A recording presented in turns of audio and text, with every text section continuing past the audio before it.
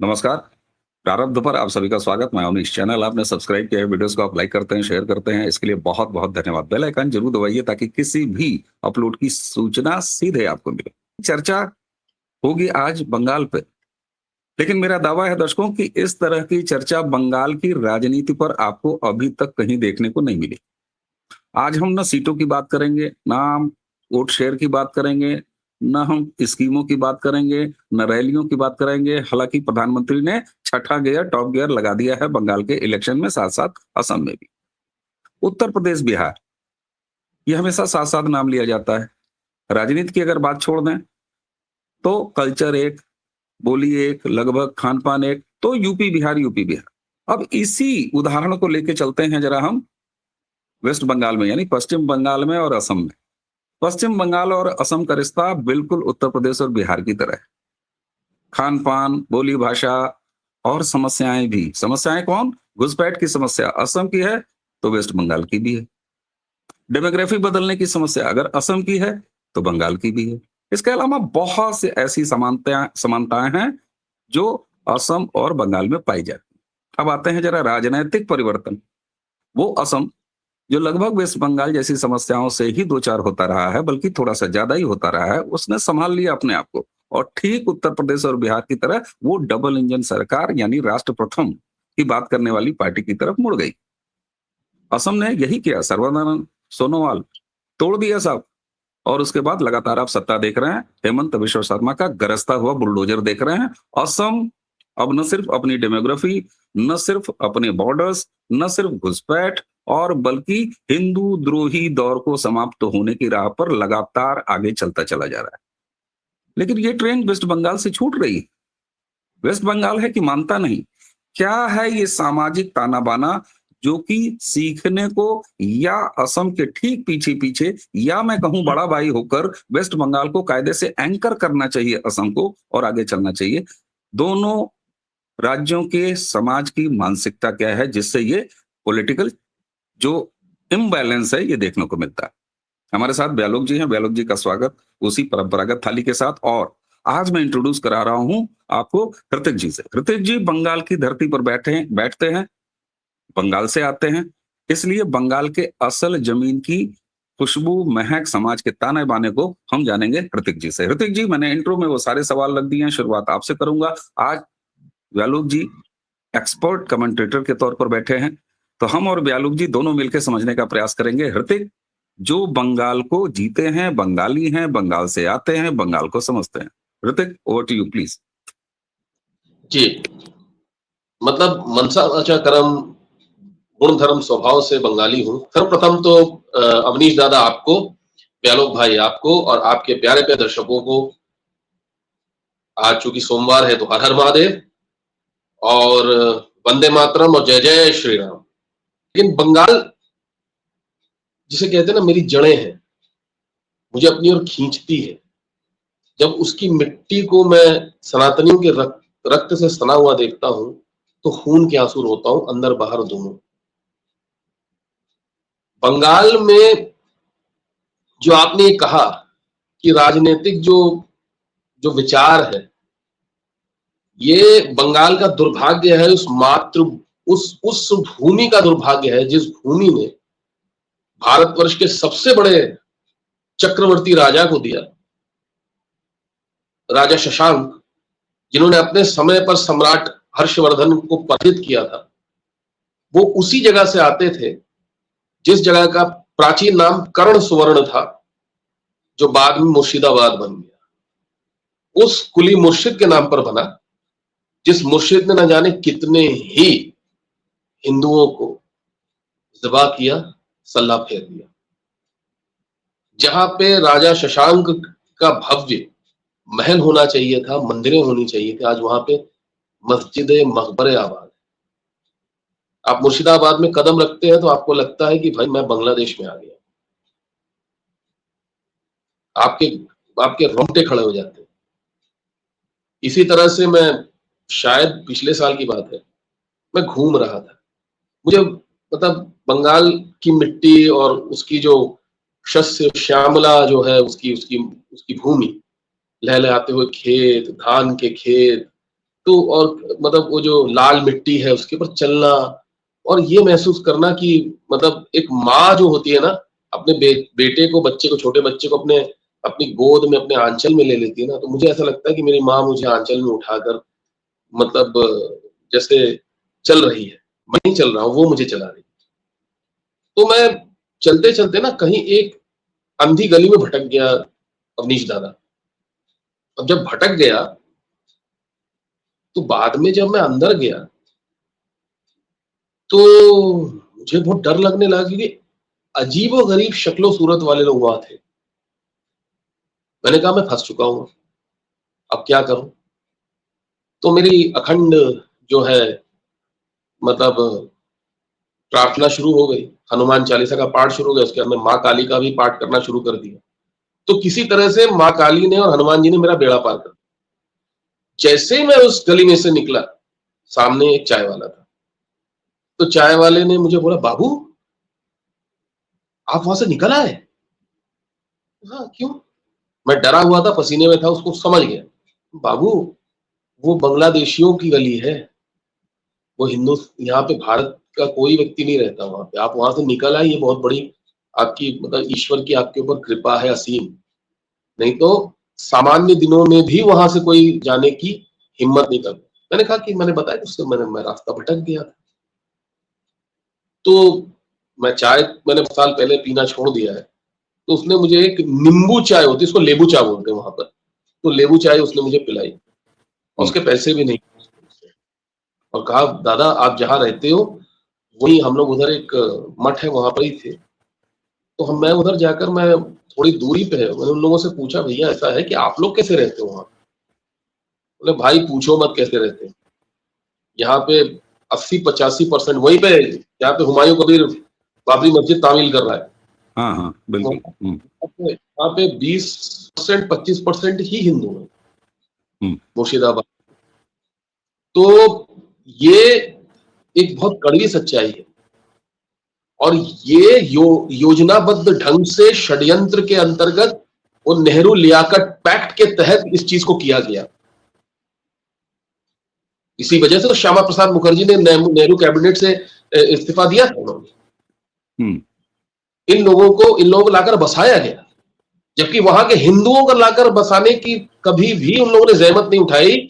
जिस मतलब मुजीबुर रहमान को लोग बोलते हैं कि मतलब शांति दूत और क्या कहते हैं शांति का प्रणेता, मानवता का प्रणेता, उस व्यक्ति से ज्यादा हिंदुओं का नरसंहार किसी ने नहीं किया है। डायरेक्ट एक्शन डे में वो डायरेक्टली इन्वॉल्व था। आज हमने उसकी बेटी को असाइलम दिया हुआ है तो उसका मतलब ये नहीं है कि उनके उनके गुनाह छुप जाते हैं। ठीक बात है बिल्कुल। का हिंदू हंता आज तक कोई हुआ नहीं है इतिहास में। हम्म, तो उस समय से ये चल रहा है। वो बेचारे मार खाकर इस तरफ वाले बंगाल में आए तो उनको फिर उस वक्त विधान चंद्र राय वहां के मुख्यमंत्री थे, उन्होंने कहा कि मुझे तो इनके लिए कुछ ना कुछ अपने स्तर पे करना पड़ेगा। नेहरू जी ने टका सा जवाब दे दिया, नहीं नहीं आप इनको वापस भेज दीजिए। फिर भी विधान चंद्र राय जो सही मायने में, मैं तो कहता हूं कांग्रेस से आते हुए भी मतलब एक युग दृष्टक थे वो। उन्होंने जो काम किया 13-14 साल में, उसके बाद वो काम हो नहीं पाया। उसके बाद सिद्धार्थ शंकर रे को मौका मिला था, वो कर भी रहे थे, लेकिन पता नहीं बंगाली लोग जब ये सिद्धार्थ शंकर रे नक्सलियों को उठा उठाकर जेल में डाल रहे थे, बंगाली लोग 1084 की मां पढ़ रहे थे। इसीलिए 77 में फिर से उसी ज्योति बसु को लाकर सर पे बैठा दिया, जो चाइना की जासूसी। जी बिल्कुल। दर्शकों, आपने देखा हृतिक जी ने ये पूरा एक जो सांस्कृतिक धरातल था उसको खोल के हृतिक जी आपने रख दिया। आलोक भाई, अब मैं सीन में आपको इसलिए ले आ रहा हूं कि ये इन्होंने बता दिया कि कैसे कैसे बदले और ज्योति ज्योति बसु तक आ गए। सवाल ये होता है कि डायरेक्ट एक्शन डे में ये सारा कुछ हुआ, बंगाली समाज इसको झेलता रहा, देखता रहा, दुख सहता रहा, सब कुछ हुआ और उसके बाद फिर परिवर्तन शुरू हुआ। लेकिन फिर उसी समाज ने किसको ले आके बैठा दिया? ज्योति बसु। और ज्योति बसु के बाद वो परंपरा कहां तक चली? 3 दशकों से भी ज्यादा समय तक कम्युनिस्टों के पास सत्ता देती रही। और जब कम्युनिस्टों से निकली तो ममता बनर्जी को सत्ता देती रही। सवाल ये होता है कि मुर्शिदाबाद में जो कुछ भी अभी ऋतिक ने बताया और वाकई बंगाल की स्थिति वही है। सवाल ये है कि डायरेक्ट एक्शन डे के बाद से लेके अब तक समझने के लिए तैयार क्यों नहीं है समाज? ये चक्कर क्या है? ये केमिकल लोचा कहाँ पर है कि असम समझ जाता है, बंगाल नहीं समझता है और सब कुछ आंखों के सामने होता है, फिर भी कहता है नहीं नहीं, हमारा बंगाली कल्चर, बंगाली प्राइड वो तो दूसरा है, भले हम कट जाएं। जो कि ऋतिक जी ने बताया कि एक गली से गुजरते हुए अपने ही देश, अपने ही राज्य में डर लगता है और वहां चाय की दुकान वाला कहता है कि बाबू आप बच के कैसे आ गए? इसका उत्तर पूरा बंगाल क्यों नहीं खोजता राजनीतिक रूप से? क्योंकि राजनीतिक उत्तर ही वो सही तरीका है जो कि बदल सकता है कुछ। असम इसका उदाहरण है, यूपी बिहार जैसा। एक विवादित बयान हो जाएगा जो मैं आपके प्रश्न के जवाब में जहां से शुरुआत करूंगा। यूं तो हम भारतीय ही आलस्य और उसे स्वप्नदर्शी कहिए या भुलावे में गलतफहमी की शिकार कौम है। हम सारे भारतीय, इसमें डिग्रियां अलग अलग हैं राज्यों। बंगाली इस दुनिया की और भारतवर्ष की सबसे आलसी और दिन में मुंगेरी लाल के हसीन सपने देखने वाली कौम है, समुदाय है। इस बयान को अब मैं थोड़ा सा विस्तार दूंगा और तब हम लोग कारण समझ जाएंगे कि क्यों नहीं होता है। उसमें कहीं चले जाइए, आपको वहां का मुख्य रेलवे स्टेशन अब कम से कम साफ मिलेगा, क्योंकि दरभंगा का भी रेलवे स्टेशन साफ दिखता है। आप हावड़ा चले जाइए, सियालदह चले जाइए, कोलकाता चले जाइए, आपको लगेगा कि ये मैं कहां आ गया। लेकिन आप जैसे ही स्टेशन से बाहर निकलेंगे तो माछ भात माछ भात माछ भात माछ भात, 15 रुपए में अभी भी माछ भात मिल रहा है। और बंगाली जनता को इससे बहुत प्रेम है, तो वो आलसी है। एक बार दे दिया कम्युनिस्टों को उनके बुलावे में आके, चलो यार 30 साल तक देते रहे। एक बार उससे भी विक्षिप्ततर महिला को ले आए, ममता बानो को। ये तीसरा चुनाव जा रहा है ना, और देखिए इस बार भी हम लोग जो बातचीत कर रहे हैं तो थोड़ा सा सावधानी के साथ कर रहे हैं कि टक्कर है। क्यों? क्योंकि वहां की जनता जनार्दन ही ऐसी है। हम लोग अभी भी खुल के नहीं बोल पा रहे हैं, हमें उतना भरोसा नहीं है। जैसे बिहार में मेरे जैसे व्यक्ति तक ने भविष्यवाणी कर दी थी। मैं बंगाल के बारे में बड़ा डरा हुआ हूं, सच पूछिए तो, क्योंकि आलसी कौम है। दूसरी बात कि सबसे पहले अंग्रेजी का प्रभाव पड़ा, बाबूडम वहां फैला। जो बाबू शब्द एक गाली है, औपनिवेशिक गाली है, उसको बंगालियों ने हृदय हार की तरह पहन लिया कि भाई हम तो बाबू हैं। और उस समय बाकी जो भी निर्धन थे, गरीब थे, एक तरफ अंग्रेज चूस रहे थे, एक तरफ ये भाई लोग, और बागान बना के संगीत की रचना कर रहे थे। भाई मैं कभी कभार कहता हूं कि अगर रॉबिन ठाकुर की जगह धन मुझे मिल जाए ना, तो मैं हो सकता है नोबेल ले आऊं। क्योंकि जब मुख्य चिंता नहीं है और जब विलासिता और इसके सारे सामान है, तभी तो आप क्रिएटिव बनेंगे ना। जो व्यक्ति 2 जून की खा रहा है उसको क्या क्रिएटिविटी बनेगी। खैर, मैं हारमोनियम लेके इधर उधर गया, अब वापस आते हैं। बाबुओं ने बंगाल को हमेशा, आज जो बंगाल सोचता है कल पूरा देश सोचेगा। आपकी 80% जनता महाराज लिथड़ी हुई है। कभी डेंगू होता है, कभी मलेरिया होता है, कभी कुछ हो रहा है। क्योंकि जहां धान की खेती है, जहां तालाब हैं, गड्ढे हैं, पोखर हैं, मच्छरों के द्वारा की गई बीमारियां हैं।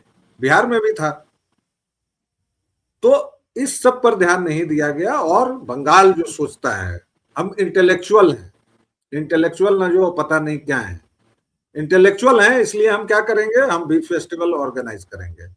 हम दुग्गा को कहेंगे कि दुग्गा हमार बेटी, हमार कल्चर, इसका हिंदू धर्म से कोई लेना देना नहीं है। आप इससे पागलपन की बात कोई सुन सकते हैं, और किसने ये शुरू किया है? बंगालियों ने ही ना।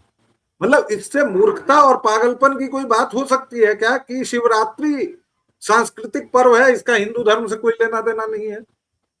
वैसी ही बात है ना कि दुर्गा हमार बेटी ना हमार में। लेकिन इसका धर्म से लेना देना नहीं है। हम्म तो ये दूसरा कारण। और तीसरा कारण जो स्टॉकहोम सिंड्रोम है, और लोभ है, डर है। लोभ इस बात का कि छोड़ो यार, पड़ोसी हिंदू मर रहा है, हम तो माल कमाएं। डर इस बात का कि अगर मुर्शिदाबाद जैसी जगहों में इनके खिलाफ जाएंगे तो कटेंगे, क्योंकि हमने तो सत्यानाश कर लिया है अपना।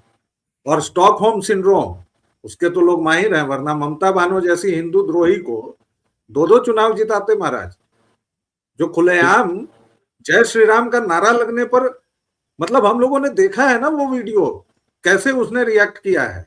अरे अब तो धमकी दे रही है, अब तो धमकी दे रही है कि अगर हम नहीं आए तो समझ लो जो कौम है वो तुम्हें काट देगी, हिंदुओं को सीधे सीधे धमकी दी। काट देगी। तो ये 3 कारण है मुख्यतः। और लेकिन अब क्या है कि दरार पड़नी शुरू हो गई है, तो मुझे उम्मीद है कि चलिए वो दरार बड़ी होगी। जी बिल्कुल। अब आपने कहा कि साहब आलस से, तो वैसे अगर कहावतों में जाए तो ये तो असम के समाज के लिए कहा जाता था, Assam is a place of लाहे है, धीमी गति से चलता है। लेकिन असम, और मैं जानबूझ के असम और बंगाल को इसलिए आपस में तुलना कर रहा हूं कि दोनों में तुलना करने के 1000 कारण मौजूद है, इसलिए ये तुलना बड़ी जरूरी है। अब उसी के साथ एक चीज और बताएं आपको, आप कह रहे हैं कि 15 रुपए में माछर झोल अभी मिल जाता है, और आलस से भरा हुआ बंगाली समाज जो है वो उसमें मस्त रहता है। तो मस्त क्यों नहीं रहे? बिसात उतनी ही बना के रखी हुई है जेब की साहब। एक उदाहरण देता हूं, याद दिलाना बार बार जरूरी है। जब पूरा देश 8वां पे कमीशन के लिए तैयारी कर रहा है, 7वां पे कमीशन कर्मचारी ले रहा है, तो बंगाल की हकीकत क्या है? 5वां वेतन आयोग पूर्णतः और आंशिक रूप से 6ठा वेतन आयोग लागू है। तो जो जेब में रुपया कम रहेगा तो 15 टका में ही तो माछर झोल खाएगा भाई, और तभी ना संतुष्ट रहेगा।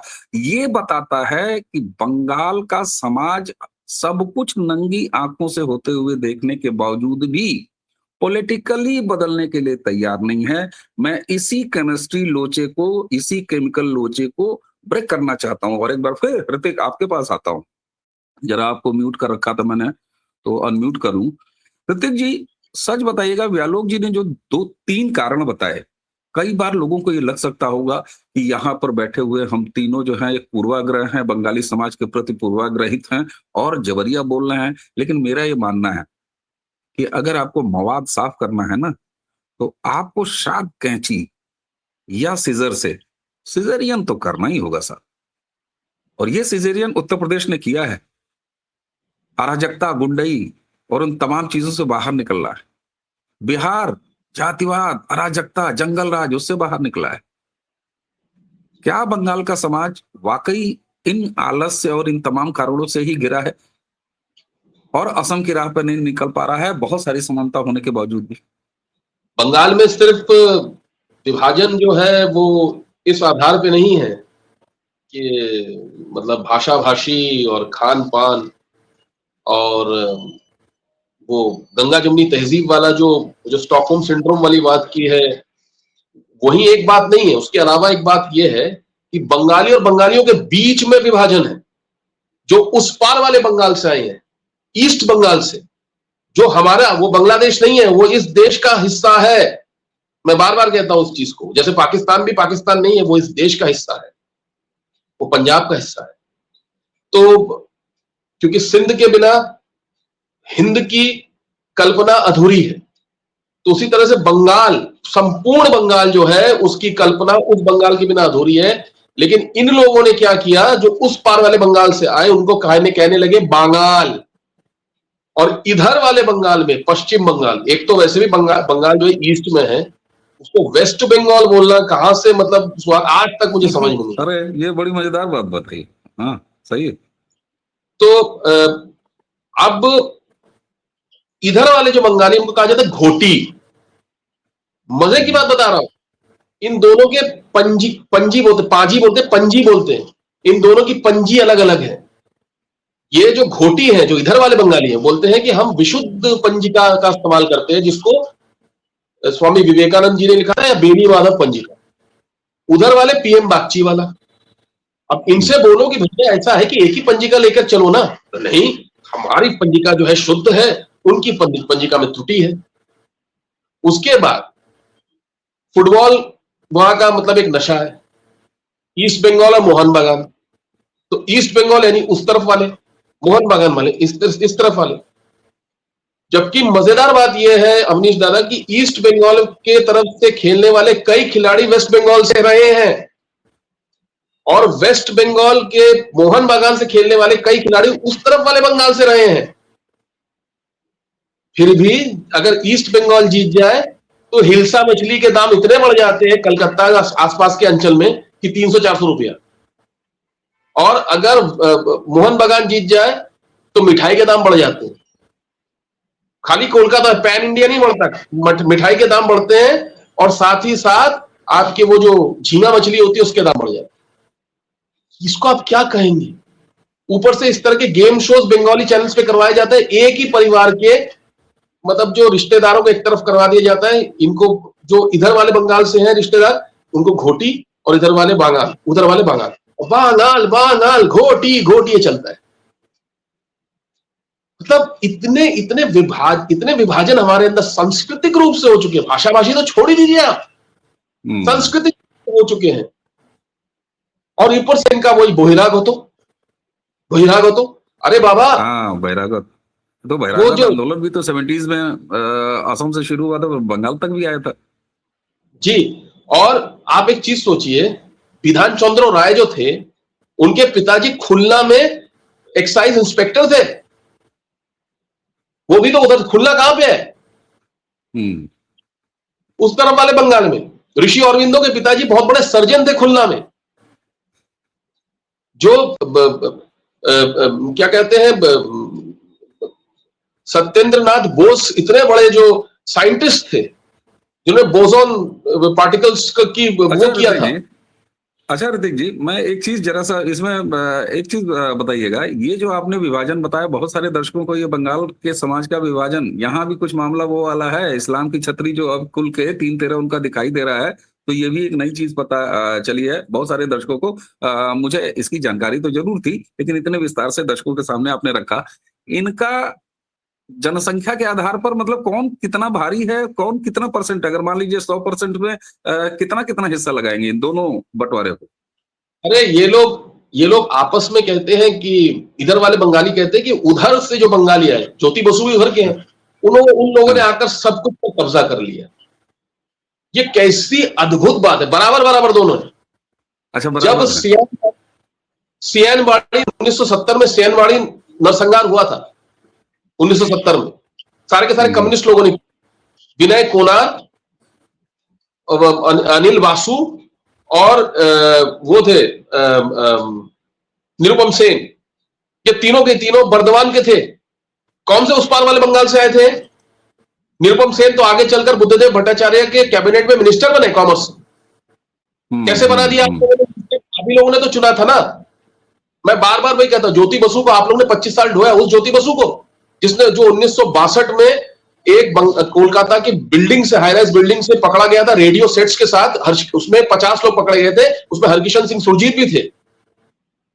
चाइना की जासूसी कर रहे थे वो लोग, और आर्मी के बहुत सेंसिटिव इंफॉर्मेशन पहुंचा रहे थे चाइना को। आपने उनको चुन के 25 साल के लिए अपने सर पे बैठा दिया। तब आपको नहीं लगा कि इस देश का सत्यानाश करने के लिए आपने एक नहीं 1000 कदम आगे बढ़ चुके हैं आप। और जब सिद्धार्थ शंकर रे अच्छा काम कर रहे थे तो आपने उनकी सरकार हटा दी। इस बेसिस पे क्यों इमरजेंसी लेकर आए थे? ठीक। अच्छा, अब जरा कंक्लूड करने की तरफ बढ़े ना, तो आपके ही उदाहरण को मैं लेके व्यालोक जी आपके पास रखता हूँ। इन्होंने एक जो नई सामाजिक एक ताने बाने का वही केमिकल लोचा में ढूंढ रहा था, और ये यहाँ मिला है। और हालांकि ये एक वीडियो में दर्शकों ये चर्चा नहीं समाहित हो सकती है। ऋतिक और व्यालोक जी के साथ ये चर्चा बंगाल और असम पर हम 1-2 बार और करेंगे, लेकिन फिलहाल व्यालोक भाई, अभी इन्होंने कहा कि साहब ये जो डिवीजन है, उधर वाले बंगाली, इधर वाले बंगाली, जो कि लगभग 50% है। मैं फिर असम से ही इसकी तुलना कर रहा हूं। असम एक ऐसा स्टेट है जहां पर इतने सारे ट्राइब्स भी मौजूद हैं, इतनी सारी जातियां और वर्ग और कल्चर भी मौजूद हैं। मतलब अगर आप वैरायटी में जाइए तो बंगाल में अगर आप मोटा मोटी 2 हिस्सा लगा रहे हैं ऋतिक भाई, तो अगर असम में मैं हिस्सा लगाने शुरू करूं तो असम में आप अपर असम में देख लीजिए दूसरा माहौल होता है, उसके बाद आप प्लेन्स में देखिए दूसरा माहौल है, वहां नागा भी हैं, वहां कुकीज भी हैं, वहां तमाम कोई ऐसा नॉर्थ ईस्ट का वो जो पूरा समाज ऐसा नहीं है जो वहां नहीं मिलता, वहां बोडो भी है, वहां तमाम चीजें हैं। तो इस मामले में विभिन्नता तो असम में ज्यादा है बंगाल से, फिर भी असम ने कहा नो, राष्ट्र प्रथम, ढेर कथावती नहीं, अब तो हम सीधा चलेंगे, डबल इंजन की सरकार लाएंगे, अपने आप को बदलेंगे। क्यों? क्योंकि बड़ा खतरा हमारी डेमोग्राफी और घुसपैठ है। बंगाल 2 ही में होते हुए ये चीज नहीं देख पा रहा है 2 आंखों से। यही पूरी चर्चा का सार प्रश्न अगर कहा जाए तो यही है, और इसी को लेके कंक्लूड करता हूं 2 से 3 मिनट में, 2 मिनट में। ट्राइबल आइडेंटिटी जो है ना सर, क्योंकि उस भाषा में बात करनी पड़ेगी, हालांकि हम लोग इस तरह की भाषा बात नहीं करते हैं, लेकिन करनी पड़ेगी, क्योंकि यह पूरे बात किस चीज की है, पूरी लड़ाई किस बात की है? पहचान, आइडेंटिटी, हिंदू पहचान हो, बांग्ला पहचान हो, जो भी हो। असम में भी सर घुसपैठ की पहली घटना मेरे होश में तब मैंने सुनी थी जब 97 में गया था, और तब विद्यार्थी परिषद का उससे 4-5 साल पहले मेरे दरभंगा में पोस्टर वोस्टर लगते थे अल्फा के विरुद्ध कि हमारे देश से घुसपैठियों को निकालो। असम में जगते जगते 2000 हो गया सर। ठीक, तो डिले होता है, हिंदू समाज प्रतिक्रिया देने में बहुत देर करता है। अभी मेघालय में थोड़ा सा भाई जी लोगों ने घालमेल किया, थोड़ा अपनी संख्या को देख के सरिया गिट्टी लाना चाह रहे थे। क्या किया वहां के लोगों ने? फूंक दिया और कह दिया कि अल्लाह। अरुणाचल में क्या हुआ? यूथ ऑर्गेनाइजेशन, हाँ। थोड़ा बगल के नेपाल में देख लीजिए, त्रिपुरा में देख लीजिए। तो आदिवासी जो पहचान है, और आदिवासी क्या पहचान है, मतलब वनवासी, और जो हमारे ही फोल्ड के होके जिन पर सबसे ज्यादा ईसाइयों ने डोरे डाले और खत्म कर दिया हमारे उत्तर पूर्व को। आप अभी भी मणिपुर में जाइए भाई, विष्णु को पूजने वाला एक पूरा संप्रदाय है, और वहां का जितना कट्टर होता है ना सर। मेरा एक दोस्त था मणिपुर का, बिसेन सिंह, और वो मुझे कहता था पंडित, तब मैं मांसाहार करता था और भाई मिथिला का ये था, तो वो मुझे मेरे कुल को लेके बाकायदा बोलता था कि पंडित तू कैसा पंडित है। फिर मैं उसको समझाता था, बात होती थी। हाँ। तो ट्राइबल आइडेंटिटी कभी भी समझौता नहीं करती है, वो हिंदू आइडेंटिटी की भी एक अलग पहचान है उसकी, और यही बंगाल में मिसिंग है। एकदम यही रोक रहा हूं आपको, यही बंगाल में मिसिंग है, क्योंकि सब कुछ है आइडेंटिटी पॉलिटिक्स। और यही वजह है कि बंगाल में जब भी आप देखेंगे तो बंगाली प्राइड, भाषा की प्राइड और ये सारी चीजें थोप दी जाती हैं, और वहां कहीं हिंदू सनातनी होना, राष्ट्रवादी होना भी दबा दिया जाता है। और बांग्लादेश के साथ वहां की सरकार और राजनीति करने वाले नेता खड़े नजर आते हैं कई बार। ये जो आइडेंटिटी पॉलिटिक्स है, मुझे लगता है कि अब हम लोग धीरे धीरे उस केमिकल लोचे को ब्रेक करने की तरफ और खोजने और निकालने की तरफ पहुंच रहे हैं। तो ये पहली चर्चा इस सीरीज की। अगली चर्चा में हम थोड़ा इसको और विस्तार देंगे। तो यही सवाल आपके सामने भी है, कमेंट में बताइएगा कि क्या ये चर्चा ठीक तरफ जा रही है, और सीटें कहाँ, कौन कम कितनी, ये तो हम हमेशा से बात कर लेंगे। लेकिन परमानेंट इलाज तभी होता है, समाधान तभी होता है जब हम इन टोटलिटी इन चीजों को देखने का प्रयास करें। तो उत्तर प्रदेश और बिहार ने जैसे अपने आप को बदला है, असम ने बदल लिया, बंगाल क्यों नहीं बदल रहा है, ये प्रश्न, इसका उत्तर आगे भी खोजना हम जारी रखेंगे ऋतिक के साथ और व्यालोक जी के साथ। तो चैनल आपने सब्सक्राइब किया है, वीडियोस को आप लाइक करते हैं, शेयर करते हैं, इसके लिए बहुत बहुत धन्यवाद। बेल आइकन जरूर दबाइए ताकि किसी अपलोड की सूचना सीधे आपको मिले। अगली चर्चा की प्रतीक्षा कीजिएगा। और हाँ, आज बंगाल पर विशेष चर्चा भाऊ तोरसेकर के साथ आज शाम को आपको देखने की मिलेगी, उस वीडियो को भी जरूर देखिएगा। तो आज की चर्चा प्रथम भाग यहीं समाप्त करते हैं। मुझे यानी अवनीश, ऋतिक और व्यालोक जी, हम तीनों को आगे दीजिए। नमस्कार, प्रणाम, जय जय श्री राम।